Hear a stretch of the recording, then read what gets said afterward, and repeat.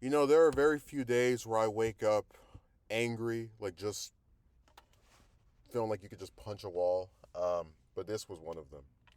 Now, over the course of the past year, I have floated the idea, but never really committed to it, of possibly running for this House seat for the district that I used to reside in. And the reason for that is because the person who's had the seat for this past term, I didn't think was a strong candidate.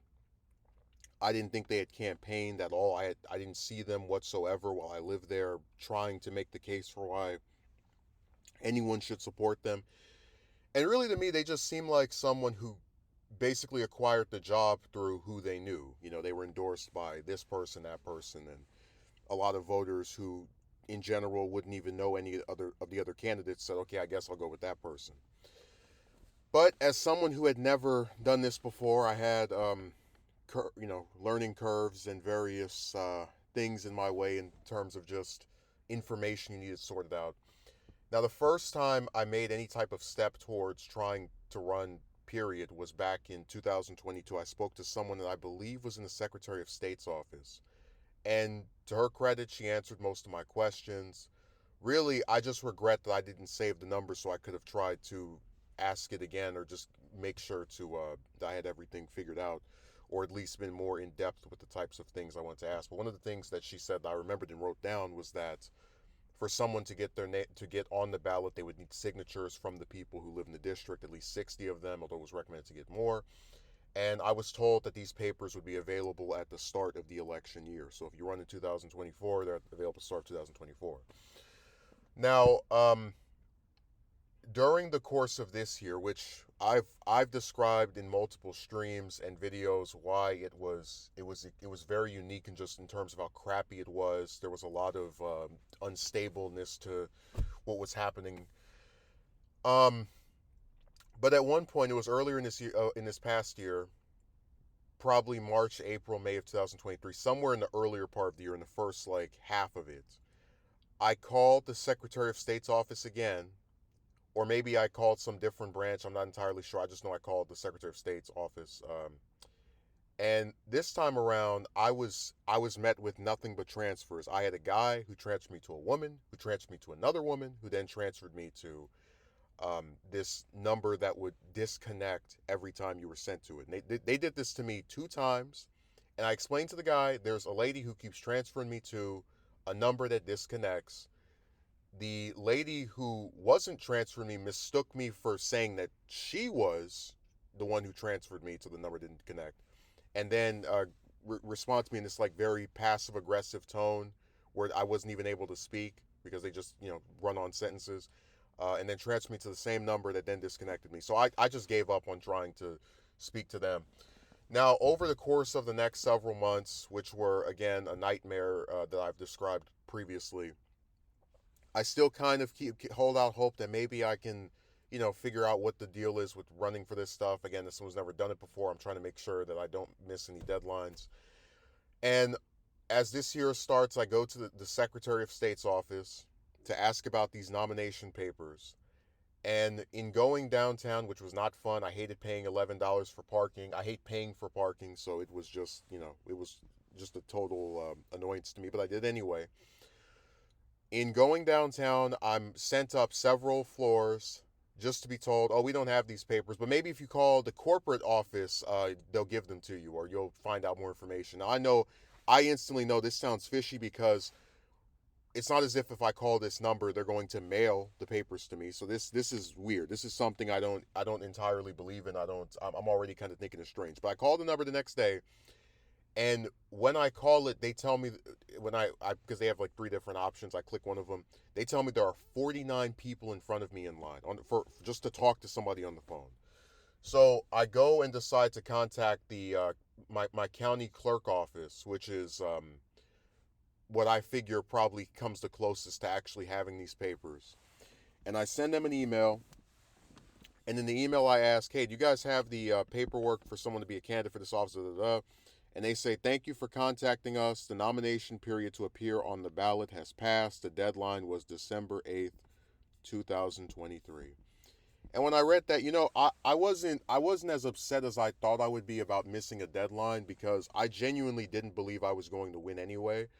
I had a subscriber who was trying to like blow smoke up my behind and tell me, "Oh, you'll win because no." Listen, you're running against an incumbent in a jungle primary where even if you get more votes than the incumbent, you're still going to end up fighting against them for another 4 or 5 months where they can just bury you in money and and advertising. So I didn't have any misconceptions about me defeating this person easily. But what drives me crazy is that you don't even get to try. And you don't get to try because you are disqualified on the basis of, something that you've done, but rather the fact that many of these people who are in charge of relaying information to you by virtue of it being their job to do that try as hard as they can to be as little involved with making this a smooth process.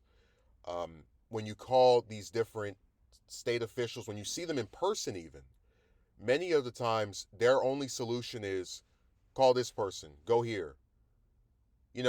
I shouldn't go to the Secretary of State's office, ask for some nomination papers for an office, and then be given a phone number to corporate, which has nothing to do with what is supposed to be a county matter.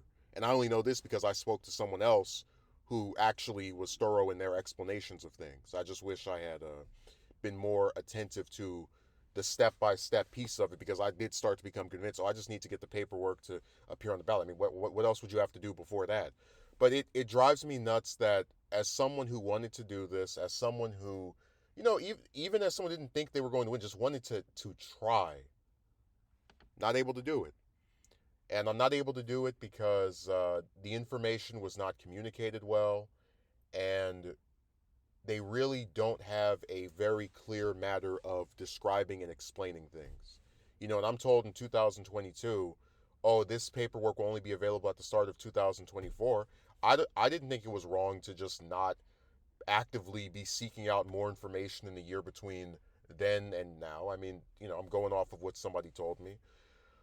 Um, and it is frustrating to know that incumbents are harder to beat the longer they stay in office. So if this person was difficult after one term, imagine the increased difficulty after a second one. But it's just I realize that if you're a normal person, someone who's never done this before, someone who doesn't have people backing them financially, or some big donors or other politicians to basically have you ride their coattails, you're not sought after, you're not wanted. And even if they can't disqualify you on the basis of like, hey, this person, they don't qualify because of whatever, they'll still do that by virtue of having these state and local officials that give you the runaround, that don't explain things. A person who actually has done this multiple times, they know about filing deadlines and the step-by-step process.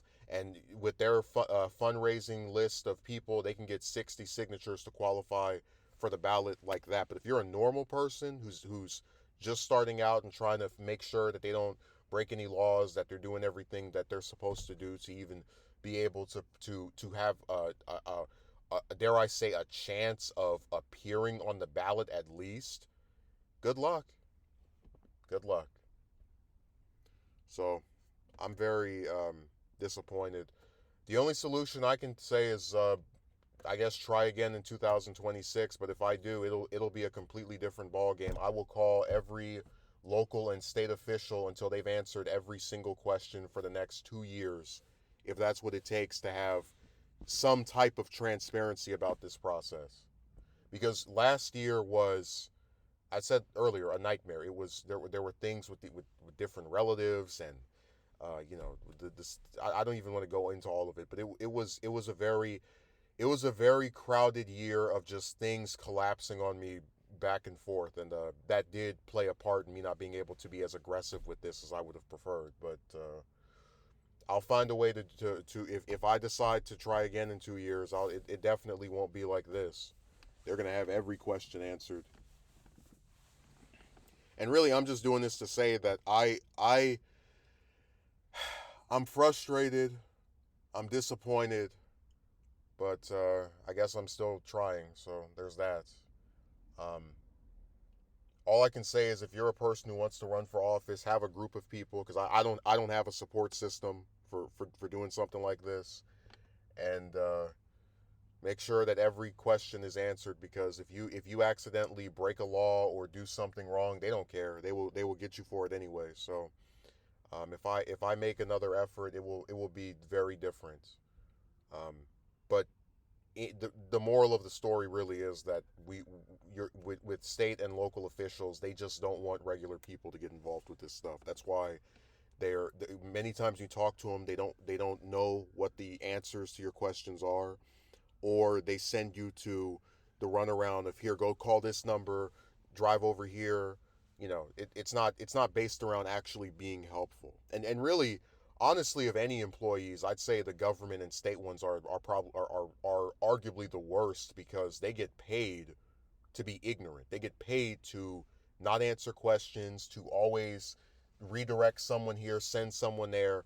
And it's sad as a just as a consumer, it's like this is if with people who are working these types of jobs, they really don't care about anything other than just getting you out of their way. So we'll see what happens over the course of the next year. I have a feeling it won't be as bad as 2023, but I'm not going to hold my breath.